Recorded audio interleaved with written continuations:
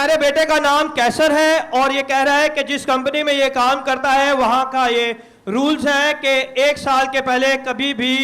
Promotion नहीं मिलती, लेकिन ये जब से खुदावन के घर में आना शुरू किया और खुदा के खादमों से इसने दुआ कराई तो इसने अपनी उसी कंपनी में 3 महीने में प्रमोशन हासिल कर ली। जोरदार तालियां बजाएं यीशु के नाम को जलाल देने के लिए। जब आप खुदावन के घर में आते हैं, उसके नाम को इज्जत और जलाल देते हैं, तो खुदावन आपके घरों की हिफाजत करता है।